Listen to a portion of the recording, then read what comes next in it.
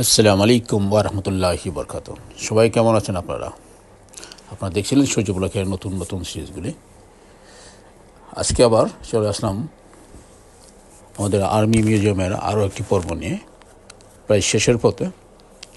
কারণ আমি প্রথমেই বলেছিলাম, কারণ টিকিট কেটে যখন ঢুকেছি পুরোটাই আমি দেখব এবং কোথায় কী আছে নিজেও দেখব, আমি আপনাদেরকে শেয়ার করব। যারা গিয়েছেন তো খুব ফাইন, আর যারা না গিয়ে থাকেন এখন পর্যন্ত তারা অনেকেই দেখতেছেন, হয়তো অনেকের কাছে ভালো লাগতেছে এবং কমেন্টও পেতেছি।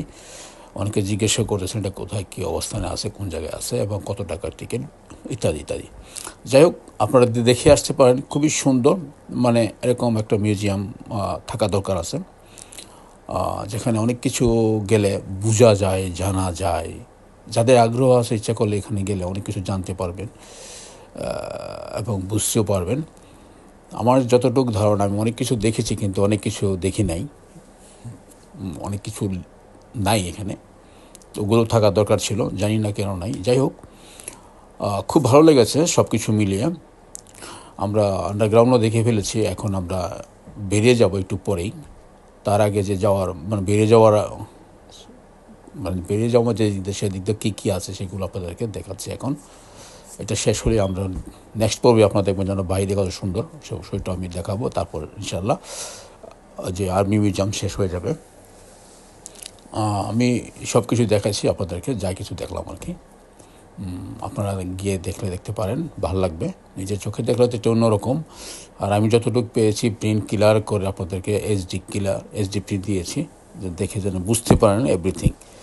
যদিও একটু সময় লাগেছে সব কিছু মিলিয়ে এডিটিং করতে গিয়ে, যাই হোক ফাইনালি শেষ হলো আর কি। আর একটি পর্ব পাবেন, তারপর ইনশাল্লাহ অন্য কোথাও আমরা আবার চলে যাব, অন্য কিছু দেখাবো ইনশাল্লাহ। এ পর্যন্ত আপনারা অনেকেই সাথে ছিলেন এবং সাথে আছেন এবং আগামীতে থাকবেন, আমি আশাবাদী। আর আমি চাইবো সবসময় কিছু না কিছু নতুন কিছু দেখাতে।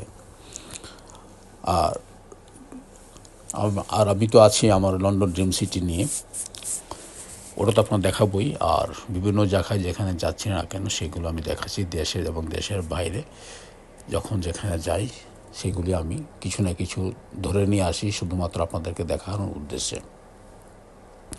যেহেতু একটা চ্যানেল আছে, সেই চ্যানেলের মাধ্যমে আপনারা দেশে বিদেশে যারা অনেকে আছেন, দেশের বাইরের লোকেরা আছেন, দেখতেছেন, ভালো লাগতেছে। আমার কাছে ভালো লাগতেছে, বিভিন্ন রকম কমেন্ট পাচ্ছি, সবার কাছে কেমন লাগছে, আর্টটুক কেমন হলে ভালো হতো, অনেক রকম মন্তব্য করেন। ভালো, এটা করার দরকার আছে এবং এটা করলে হয়তো বা আমি একটু বুঝতে পারবো যে কীভাবে করলে আরও ভালো হবে। আমি চেষ্টা করবো যে আরও ভালো করার জন্য, আরও কিছু দেখানোর উদ্দেশ্যে, আরও কিছু করার উদ্দেশ্যে থাকবে। ইচ্ছা করলে আমি করতে পারি। কিন্তু ব্যাপারটা হলে কি, ফ্যামিলি নিয়ে থাকি তো সব কিছু মিলিয়ে হয় না, অফিস আদালত নিয়ে ফ্যামিলি, তারপর সময়, তারপর এডিটিং, এভরিথিং নিয়ে এতটা বেশি সময় পাওয়া যায় না। তারপর আমি অ্যাক্টিভ আছি আপনাদের ভালোবাসার কারণে, কারণ আপনারা সবসময় রীতিমতো অনেক কিছুই কমেন্ট করতেছেন এবং দেখতেছেন।